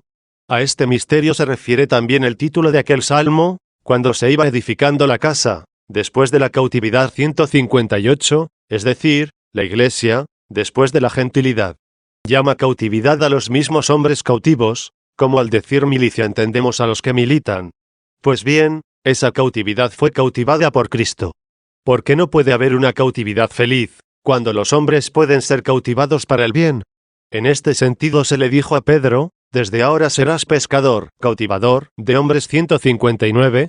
Son cautivos por ser capturados, y son capturados por ser subyugados. Pero sometidos bajo aquel yugo suave de Cristo. 160. Liberados del pecado, de quien eran esclavos, y hechos siervos de la justicia, de la que estaban alejados. 161. Por eso el mismo Cristo está en ellos, el que dio dones a los hombres, y recibió dones en los hombres. Y por eso mismo, en esta cautividad, en esta servidumbre, en este carro, bajo este yugo no hay millares que lloran, sino millares que se alegran. Porque el Señor está en ellos, en el Sinaí, en el santuario. Con este sentido concuerda otra interpretación, que al Sinaí le da el significado de medida. De hecho, el apóstol, hablando de estos dones de alegría espiritual, dice lo que ya antes he recordado, a cada uno de nosotros se nos ha dado la gracia, según la medida del don de Cristo. Y luego continúa con las mismas palabras del Salmo, por lo cual dice, subió a lo alto, llevó cautiva a la cautividad, dio dones a los hombres, lo que aquí se dice así, recibiste dones en los hombres. ¿Qué hay más concorde que esta y la otra verdad? ¿Qué más evidente? 27. ¿Y qué es lo después añade? Porque los que no creen habitar, etenim qui non credunt in habitare, o etenim no credentes in habitare. Como transcriben algunos códices, porque los que no creen que habiten. En realidad lo mismo es, los que no creen, qui non credunt, que, los no creyentes, non credentes. No es fácil saber a quiénes se refiere. Parecería que se refiere a lo dicho anteriormente, has apresado la cautividad, recibiste dones en los hombres, y así añadió, porque los que no creen habitar, o sea, los que no creen, los no creyentes, que habiten. ¿Y esto? ¿Qué quiere decir? ¿A quiénes se refiere? Tal vez a aquella primera cautividad, antes de transformarse en cautividad buena, dando a entender que era una cautividad maligna, porque no creyendo eran poseídos por el enemigo, que obra en los hijos de la incredulidad, entre los cuales, dice el apóstol, estabais también vosotros en algún tiempo, cuando vivíais entre ellos 162. Pero con los dones de su gracia, el que recibió dones en los hombres cautivó esta cautividad. No eran creyentes como para habitar. La fe los liberó de esa situación, como para, hechos ya creyentes, habitar en la casa de Dios, hechos ellos mismos casa de Dios y carro de Dios de los millares, que están alegres. 28. VV. 20, 21. El cantor de todas estas cosas, previéndolas en espíritu, lleno él también de alegría, prorrumpió en un himno, diciendo, bendito el Señor Dios cada día. Aunque sería mejor decir día tras día, si nos atenemos literalmente al texto griego, emeran catemeran. De hecho él realiza día tras día hasta el fin del mundo lo que venimos diciendo, cautiva la cautividad, recibiendo dones en los hombres. 29. Y como él conduce el carro aquel hasta el fin, el Salmo prosigue diciendo, nos hará fácil el camino, el Dios de nuestra salvación, nuestro Dios es un Dios que salva. Se hace resaltar mucho la gracia. ¿Quién se salvaría, si Él no nos sanara de nuestros males? Pero para que no le venga a alguien a la mente por qué tenemos que morir, si somos salvados por su gracia, añadió a continuación, y del Señor es la liberación de la muerte, como diciendo, ¿por qué te exacerbas, condición humana, porque en el final de tu vida está la muerte? Y el final de tu Señor, no fue otro que por la muerte. Esto más bien es de consuelo que de amargura, pues también el final del Señor fue por la muerte. De hecho estamos salvados en esperanza. Y si lo que no vemos lo esperamos con paciencia. 163. Soportemos, pues, con paciencia la misma muerte, a ejemplo de aquel que, no siendo deudor de la muerte por pecado alguno, y siendo Señor el de la vida, y que nadie se la podía quitar, sino que fue Él quien la entregó libremente, con todo, quiso que el final de su vida terrena fuera la muerte. 30. V. 22. Dios quebrantará la cabeza de sus enemigos, el cráneo de los que caminan en sus delitos, es decir, de los que se engrían demasiado, de los que se enorgullecen hasta el sumo de sus propios delitos, por los cuales deberían al menos humillarse y decir, Señor, ten compasión de mí, que soy un pecador. Pero quebrantará sus cabezas, porque el que se exalta será humillado. 164. Y por eso, aunque el Señor haya sufrido la muerte, no obstante, puesto que es Dios, y murió según la carne por su voluntad, no por necesidad, quebrantará las cabezas de sus enemigos. No solo la de aquellos que, cuando estaba en la cruz, se mofaban de él, y, meneando la cabeza, decían, si es hijo de Dios, que baje de la cruz. 165, sino también la de todos los que se levantan contra su doctrina, y de los que se ríen de su muerte, como si se tratara la de un puro hombre. Pues el mismo de quien se dijo, a otros ha salvado, y a sí mismo no se puede salvar, es el Dios de nuestra salvación, el Dios que nos salva. 166. Pero fue para darnos ejemplo de humildad y paciencia, y para, con su sangre, cancelar el documento de la deuda de nuestros pecados, quiso Él también morir, y así nosotros no temiéramos esta muerte, sino más bien la otra, de la que Él por esta nos libró. Pero a pesar de ser escarnecido y muerto, quebrantará la cabeza de sus enemigos, de los cuales dice un salmo, resucítame, y les daré su merecido. 167, bien sea bienes por males, cuando somete así las cabezas de los creyentes, o bien el castigo justo por las injusticias, al castigar las cabezas de los soberbios. De uno y otro modo quedan quebrantadas y aplastadas las cabezas de los enemigos, cuando son destronados de su soberbia, o corregidos por la humildad, o arrojados a lo profundo del infierno. 31. VV. 23, 24.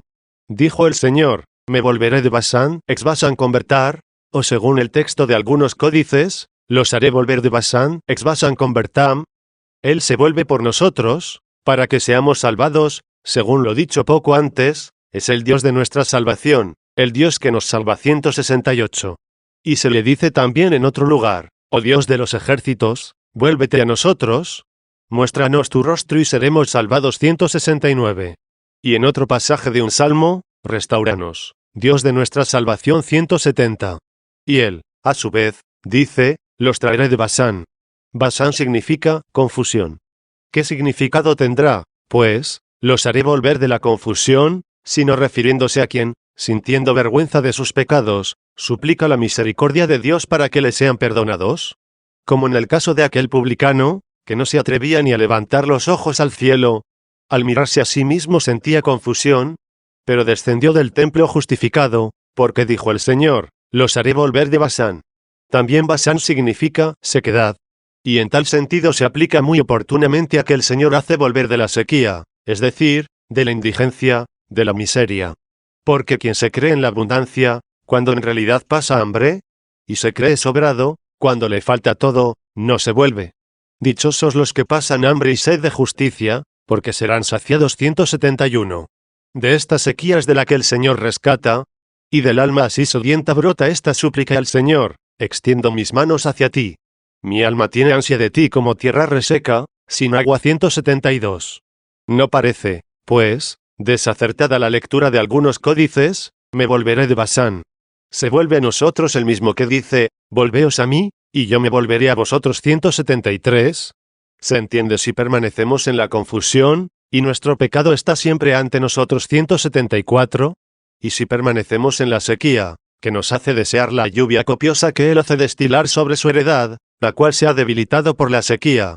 Pero Él, volviéndose, la ha perfeccionado, y a Él se le dice, y volviéndote me has devuelto la vida 175. Así pues, dijo el Señor, los haré volver de Basán, los volveré a lo profundo del mar.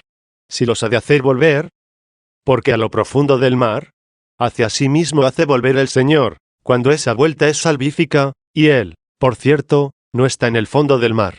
O se trata de una confusión latina, que ha puesto aquí, en lo profundo, en lugar de profundamente. De hecho no es Él quien se vuelve, sino que convierte a Él los que yacen sumergidos en el abismo de este mundo por el peso de los pecados. Y por eso uno que se ha convertido, dice, desde los abismos a ti grito, Señor 176. Pero si el texto no es los haré volver, sino yo me volveré a lo profundo del mar, hay que entenderlo como que nuestro Señor dijo que por su misericordia se volvería incluso hasta el fondo del mar, para librar también a los pecadores que estaban sin esperanza alguna. Aunque en una versión griega he encontrado no a lo profundo, sino en las profundidades, en bitois, lo cual corroboraría la primera interpretación, es decir, que también en esas honduras llama así a los que desde esos abismos a él gritan. Y no sería incorrecta la interpretación, si se entiende que es él mismo quien se vuelve a los abismos para librar a los que allí se encuentran. Y así, sea que él los hace volver así, o sea que él se vuelve a ellos para librarlos, su pie se teñirá en sangre. Es lo que el profeta le dice al mismo Señor, para que tiñas tu pie en sangre. O sea, que los que se convierten a ti, o aquellos a quienes tú te has vuelto para librarlos, aunque estén hundidos por el peso de sus maldades en lo profundo del mar, podrán aprovecharse de tu gracia, porque donde abundó el pecado, sobreabundó la gracia 177. Y así llegarán a ser tus pies entre los miembros de tu cuerpo, para anunciar tu evangelio, y por tu nombre soportarán un largo martirio, luchando hasta derramar su sangre. Esta es, a mi entender, la interpretación más acertada de la expresión de su pie teñido en sangre. 32. El Salmo continúa, la lengua de tus perros, que vienen de tus enemigos por obra suya, llama perros a los mismos que habían de luchar hasta la sangre por la fe del Evangelio, como si ladraran defendiendo a su Señor. No se trata de los perros de los que dice el apóstol, guardaos de los perros 178, sino de aquellos que comen las migajas, que caen de la mesa de sus señores. Aplicándose esto a sí misma la mujer cananea, mereció oír del Señor Jesús: oh mujer, qué grande es tu fe. Que se haga como tú quieres 179. Son perros dignos de alabanza, no de rechazo, que conservan la fe en su Señor, y por defender su casa le ladran a sus enemigos. No dijo solamente de los perros, sino de tus perros. Y no se alabaron sus dientes, sino su lengua. De hecho, no fue en vano, ni sin ocultar un gran misterio el que a Gedeón se le ordenó que eligiera únicamente a los que bebiesen el agua del río lamiéndola como los perros, y estos solo fueron 300 de una gran multitud 180. En este número está significada la cruz, ya que la letra T, tau, entre los griegos es el signo del número 300. De estos perros se dice también en otro salmo, regresarán a la tarde, y pasarán un hambre canina 181. Hay algunos perros contra los cuales habla el profeta Isaías, no precisamente por ser perros, sino por no saber ladrar y preferir estar durmiendo 182. Con lo cual dejó en claro que si estuvieran vigilantes, y ladrasen defendiendo a su Señor, serían perros dignos de alabanza, como se alaban aquellos de quienes hemos citado que se dijo, la lengua de tus perros. El profeta, sin embargo, predijo que estos habían de proceder de entre los enemigos, gracias a aquella conversión de la que se ha hablado más arriba. De ahí lo que dice ese salmo ya citado, regresarán a la tarde y pasarán un hambre canina. Y como si le preguntásemos de dónde les viene un bien tan grande, al convertirse en perros del dueño de quien antes eran enemigos, responde así, de él mismo. Y es así como leemos, la lengua de tus perros, procedentes de los enemigos por obra de él. Sí, por el amor de él, por su misericordia, por su gracia. Pues, ¿cuándo lo habrían podido conseguir por sí mismos? Así es, cuando éramos todavía enemigos, fuimos reconciliados con Dios por la muerte de su Hijo 183. Esta fue la razón de su muerte, ese final, también para él, del que ya hemos hablado. 33. V. 25. Han aparecido tus pasos, oh Dios. Los pasos con los que te has movido por el mundo, como recorriendo en aquel carro toda la tierra, y que en el Evangelio son sus santos y fieles, simbolizados por nubes. Cuando dice, desde ahora veréis al Hijo del Hombre venir sobre las nubes 184. No se refiere aquí a aquella venida en la que será el juez de vivos y muertos 185. Desde ahora, dice, veréis al Hijo del Hombre venir sobre las nubes. Se han visto estos pasos tuyos, es decir, se han manifestado, al ser revelada la gracia del Nuevo Testamento. Por eso se dijo, qué hermosos son los pies de los que anuncian la paz, de los que anuncian el bien. 186. Esta gracia y estos pasos estaban ocultos en el Antiguo Testamento. Pero cuando llegó la plenitud de los tiempos, y fue del agrado de Dios revelar a su Hijo, para que fuese anunciado entre las naciones 187, se vieron tus pasos, oh Dios. Los pasos de mi Dios, del Rey que está en el santuario. ¿En qué santuario, sino en su templo? El templo de Dios es santo, dice el apóstol, y ese templo sois vosotros 188. 34. V. 26. Para que se viesen estos pasos, precedieron los príncipes junto con los citaristas, en medio de las doncellas que tocaban panderos. Los príncipes son los apóstoles, ellos vinieron los primeros, para que le siguieran los pueblos, se adelantaron, anunciando el Nuevo Testamento, junto con los citaristas, y así, con sus obras buenas y visibles, Dios fuera glorificado como con instrumentos de alabanza.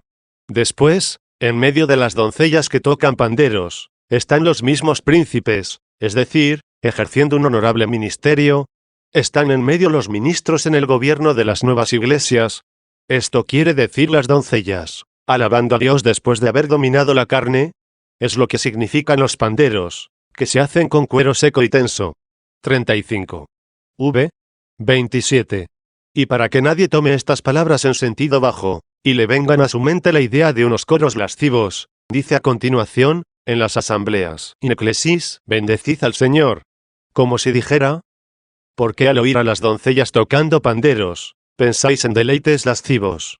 En las iglesias bendecid al Señor. Con esta significación mística se os muestran las iglesias, son como las doncellas ataviadas con la nueva gracia. Son iglesias las que tocan panderos, con una resonancia espiritual después de castigar su carne. Por eso, en las iglesias bendecid al Señor Dios, desde las fuentes de Israel. De este grupo eligió primeramente a los que transformaría en fuentes. Y de esas fuentes fueron elegidos los apóstoles. Ellos oyeron los primeros estas palabras, el que beba del agua que yo daré, no tendrá sed nunca más, sino que se convertirá en él en un manantial de agua, que brota para la vida eterna 189. 36. V.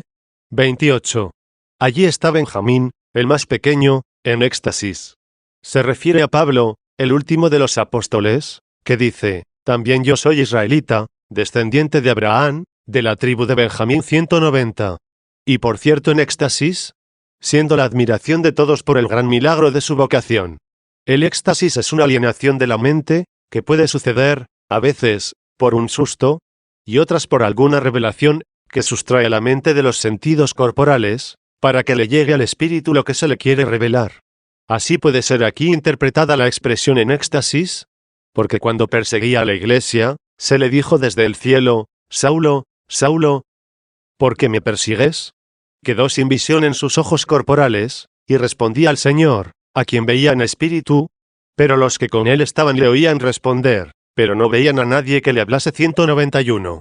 Podemos aquí entender también otro éxtasis, del cual él mismo nos dice que sabía de un hombre que fue arrebatado hasta el tercer cielo, no sabe si en el cuerpo o fuera del cuerpo, pero que fue arrebatado al paraíso, y oyó palabras inefables que el hombre no puede pronunciar. 192. Los príncipes de Judá, sus caudillos, los príncipes de Zabulón, los príncipes de Neftalí. Llama príncipes a los apóstoles, entre los cuales está el de Benjamín, el más joven, en éxtasis, con cuyas palabras nadie duda que se refiere a Pablo, ni con el nombre de príncipes que quiere significar a los dignatarios de las iglesias y dignos de imitación.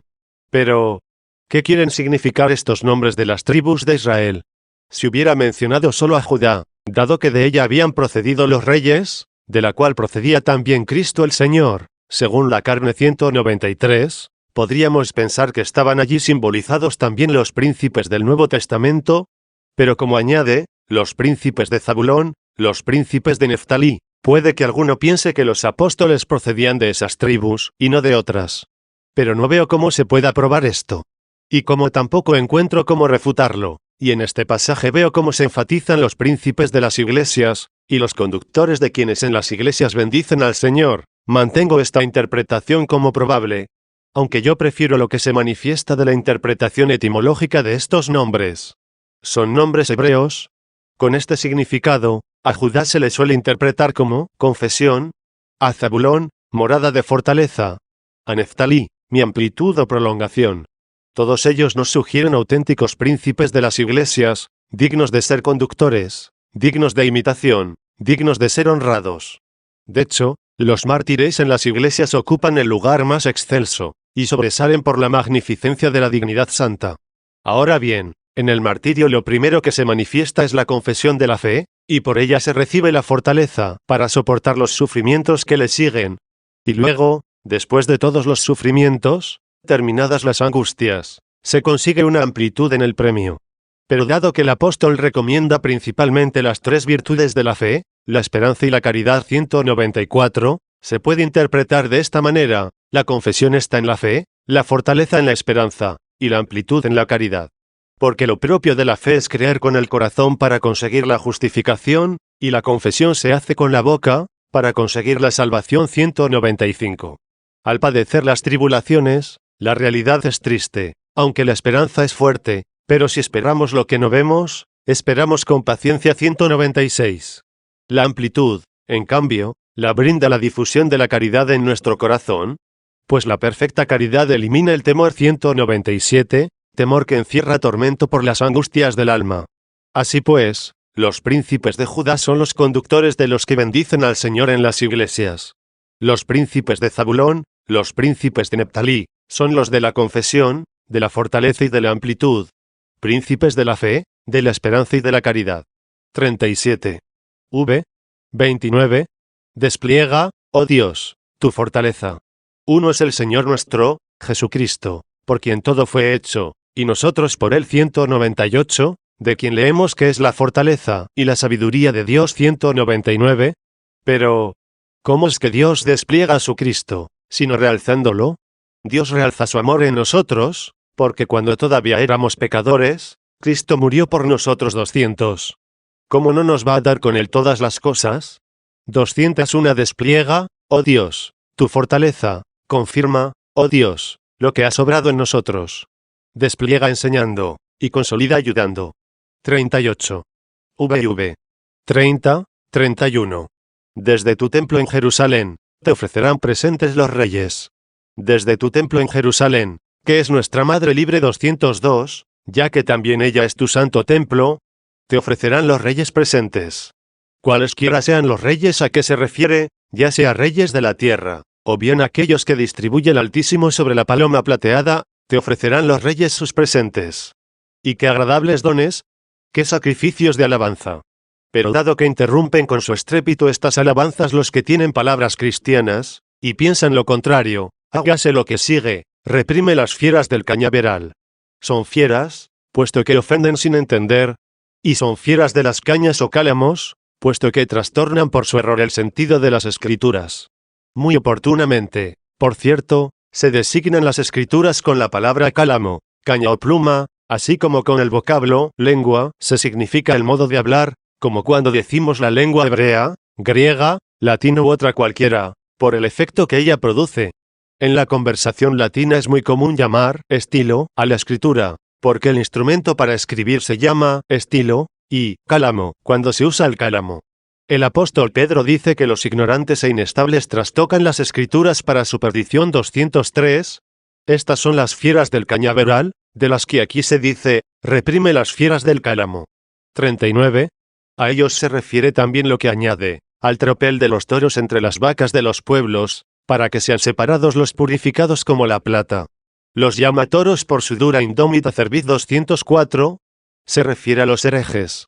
Por vacas de los pueblos pienso que han de entenderse las almas fáciles de seducir, porque siguen fácilmente a estos toros. No seducen, no, a todos los pueblos, ya que en ellos hay muchas almas, que son firmes y estables. De ellos se escribió, en medio del pueblo firme te alabaré 205. Pero en esos pueblos encontrarán algunas vacas. A ellos se refiere el apóstol cuando dice, a ellos pertenecen los que se cuelan por las casas, y cautivan a mujerzuelas cargadas de pecados, zarandeadas por múltiples caprichos, que están siempre aprendiendo, pero no llegan nunca a conocer la verdad 206. Y lo que dice el mismo apóstol, conviene que haya herejías, para que se manifiesten entre vosotros los de probada virtud 207, también a ello se refiere lo que sigue, para que sean separados los que han sido purificados como la plata, es decir, los que se han puesto a prueba con las palabras del Señor. Pues las palabras del Señor son palabras puras, como plata purificada por el fuego de la tierra 208. La expresión aquí usada sean separados, quiere decir que se manifiesten, que sobresalgan. Es lo mismo que dice el apóstol, que se den a conocer. Como sucede en el arte de la orfebrería, que se les llama separadores, a los que, de una masa informe, saben dar forma a cada vaso. En las Santas Escrituras hay muchos significados, que permanecen ocultos, y que son conocidos por unos pocos de notoria inteligencia, y no se declaran fácil y asequiblemente sino cuando se ven obligados a responder a los herejes. Y entonces, hasta los que descuidan el estudio de la doctrina, dejando a un lado la desgana, se desperezan y se sienten movidos a escuchar diligentemente y poder refutar a los adversarios. ¿Cuántos conceptos de las Santas Escrituras sobre Cristo, Dios se han puesto en claro en la refutación de Fotino? ¿Y cuántos sobre Cristo, hombre en la refutación de Maniqueo? ¿Cuántos sobre la Trinidad contra Sabelio? ¿Cuántos sobre la unidad de la Trinidad contra los arrianos, eunomianos y macedonianos? ¿Cuántos y cuántos sobre la Iglesia Católica, extendida por todo el orbe, y sobre la mezcla de buenos y malos hasta el fin del mundo, y cómo no les perjudica a los buenos el uso de los sacramentos, que reciben también los malos, se han aclarado en la disputa con los donatistas, los luciferianos y otros que puede haber y que disienten de la verdad por un error semejante? ¿Y cuántas aclaraciones habrán surgido en la lucha contra los restantes herejes, que sería demasiado largo enumerar, e innecesario en el presente trabajo? Pero los cualificados defensores de estos sentidos bíblicos, o bien habrían quedado totalmente ocultos, o no se habrían manifestado tan claramente como les hicieron manifestarse las contradicciones de los soberbios, a los que, como a toros, es decir, a los no sometidos al yugo pacífico, suave y ligero de la disciplina, recuerda el apóstol, cuando señala las condiciones del candidato para ser elegido obispo, que sea capaz de exhortar sobre la sana doctrina y refutar a los que la contradigan 209. Porque hay muchos que no se someten. Estos son los toros, que por la altivez de su cerviz, no soportan el arado ni los arreos. Son charlatanes y embaucadores mentirosos de los espíritus mansos, a los que este salmo ha denominado como vacas. Para este beneficio la divina providencia permite que los toros se reúnan en medio de las vacas de los pueblos, para que sean separados, es decir, salgan a la luz los que han sido purificados como la plata. Por esta razón se permite la existencia de las herejías, para que los probados se hagan manifiestos. No obstante, se podría interpretar así, el tropel de los toros en medio de las vacas de los pueblos, para que de estas vacas sean separados los ya probados como la plata. Porque es esta la intención que tienen los maestros de la herejía, que las almas que ellos traman seducir, aparten sus oídos de aquellos que han sido probados como la plata, es decir, los aptos para enseñar las palabras del Señor. En todo caso, sea este, o sea el primero el verdadero sentido de tal expresión, continúa el Salmo, dispersa a las gentes que quieren la guerra. Lo que pretenden no es la corrección, sino la disputa. Y esto es lo que profetiza el salmista, que sean dispersados más bien los que se oponen a corregirse y procuran dispersar la grey de Cristo. Y los llama gentes no por la ascendencia de sus familias, sino por la serie y la naturaleza de las sectas, cuya sucesión confirma su error. 40. VV. 32, 34. Vendrán embajadores de Egipto. Etiopía extenderá sus manos. Con el nombre de Egipto y Etiopía están significados todos los pueblos que aceptarán la fe, tomando la parte por el todo, y llama embajadores a los predicadores de la reconciliación.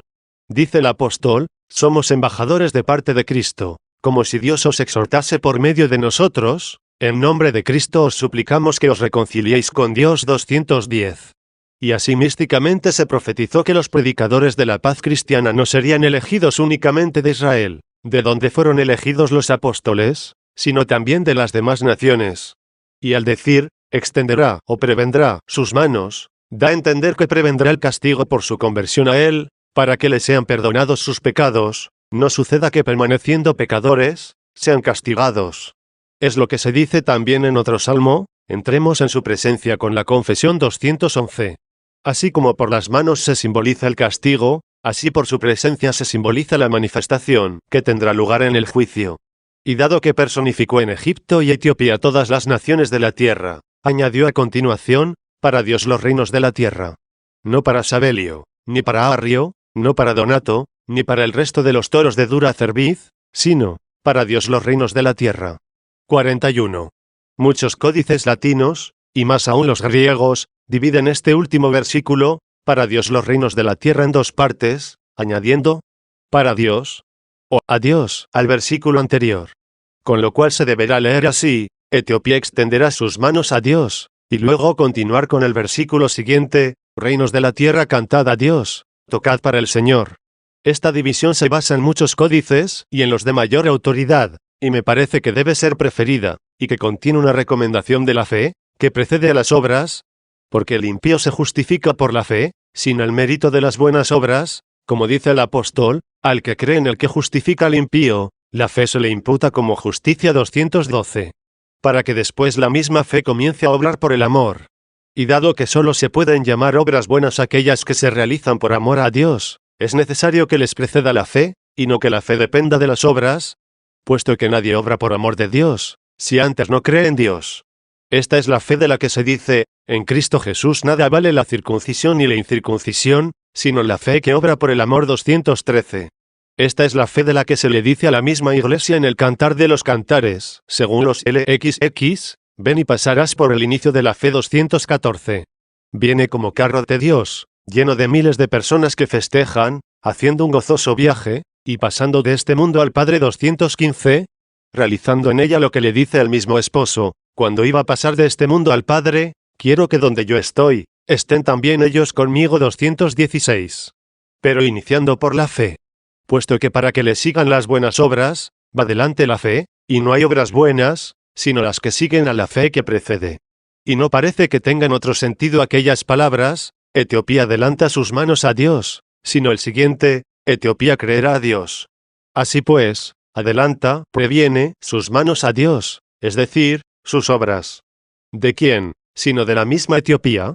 En el texto griego no hay confusión, ya que no dice sus, eius, manos, sino las manos de ella, en femenino, autes. Así pues el sentido de la frase Etiopía adelantará sus manos a Dios, es que creyendo en Dios, adelantará sus obras. Porque estoy convencido, dice el apóstol, que el hombre se justifica por la fe sin las obras de la ley. ¿Acaso Dios lo es solo de los judíos? ¿No lo es también de los gentiles? 217. Por eso entonces, Etiopía, que parece la más lejana de todas las gentes, se justifica por la fe sin las obras de la ley. Y al ser justificada, no se gloría de las obras de la ley, ni antepone a la fe sus propios méritos, sino que con la fe adelanta sus obras. Muchos códices no tienen sus manos, en plural, sino su mano, en singular, lo cual vale lo mismo, porque con este término se significan las obras. Yo habría preferido que los traductores latinos hubieran transcrito, Etiopía adelantará sus propias manos, manus suas, heiras autes, o su propia mano, manum suam, heira autes, a Dios. Quedaría más claro con suas, suan que con el genitivo ius, lo cual en griego sí queda claro. 42. A partir de aquí, como si ya hubiéramos recorrido por la profecía todos los acontecimientos que contemplamos ya realizados, se nos exhorta a la alabanza de Cristo, y luego se nos anuncia su futura venida. Reinos de la tierra, cantad a Dios, tocad para el Señor. Cantad salmos a Dios que asciende sobre el cielo de los cielos a oriente, o según el texto de algunos códices, que asciende sobre el cielo del cielo hacia oriente. No entenderá que estas palabras se refieren a Cristo quien no crea en su resurrección y ascensión. Añadió hacia oriente. ¿No habrá sido para señalar el lugar por donde tuvo lugar la resurrección y la ascensión? Luego sobre el cielo del cielo, o sea, en el más alto del cielo, está sentado a la derecha del Padre. Esto es lo que dice el apóstol, Él es el que subió sobre todos los cielos 218. ¿Qué más de los cielos quedará, después del cielo del cielo? Nosotros los podremos llamar también cielos de los cielos, como Dios llamó al firmamento cielo. Y al cielo lo llamó cielos, como leemos en un salmo, y las aguas que están sobre los cielos alaben el nombre del Señor 219. Y como de allí ha de venir a juzgar a los vivos y a los muertos, fíjate en lo que sigue, he aquí que emitirá su voz, una voz poderosa. Aquel que como cordero ante el esquilador, no tuvo voz, hará oír su voz 220, y no una voz débil, como quien va a ser juzgado, sino una voz poderosa, como quien ha de juzgar. Porque no será un Dios oculto, como en la primera venida, que ante el juicio de los hombres no abrió su boca. Al contrario, vendrá como un Dios manifiesto, nuestro Dios, y no callará 221. ¿Por qué perdéis la esperanza, infieles? ¿Por qué os burláis?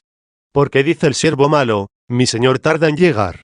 222. He aquí que hará oír su voz poderosa. 43. V. 35. Dad gloria a Dios. Sobre Israel está su grandeza 223. De lo cual dice el apóstol, sobre el Israel de Dios. Pues no todos los descendientes de Israel son israelitas 224, porque hay un Israel según la carne. Por eso dice, mirad al Israel según la carne 225. Pero no todos los hijos según la carne son hijos de Dios. Se consideran descendientes solo los hijos de la promesa 226. Y cuando el pueblo de Dios se considere libre de la mezcla de los malos, como el trigo de la era, limpiado por el bieldo 227, como el Israel en el cual no hay engaño 228, entonces será bien evidente la grandeza de Dios sobre Israel y su poder en las nubes. Porque no vendrá al juicio solo, sino que vendrá con los ancianos de su pueblo 229, a los cuales prometió que se sentarían sobre tronos para juzgar 230, y que juzgarían incluso a los mismos ángeles 231. Estas son las nubes. 44. V. 36. En fin, para que como nubes no entendieran cualquier otra cosa, añadió, admirable es Dios en sus santos, el Dios de Israel. Entonces se cumplirá pleno y realmente el nombre de Israel, que significa, el que ve a Dios. Porque lo veremos tal cual es 232. Él, el Dios bendito, dará fuerza y poder a su pueblo, que ahora es frágil y débil. Tenemos, en efecto, este tesoro en vasos de barro 233. Pero entonces, cuando llegue la gloriosa transformación incluso de los cuerpos, Él dará fuerza y poder a su pueblo. Pues este cuerpo que se siembra en debilidad, resucitará con poder 234. Él mismo nos dará la fortaleza, que ya le dio a su carne, de la dice el apóstol, el poder de su resurrección 235. Un poder por el cual será destruida la muerte enemiga 236. Y puesto que por fin, con la ayuda de Dios hemos terminado este salmo, bien largo, y a veces difícil de entender, bendito sea Dios. Amén.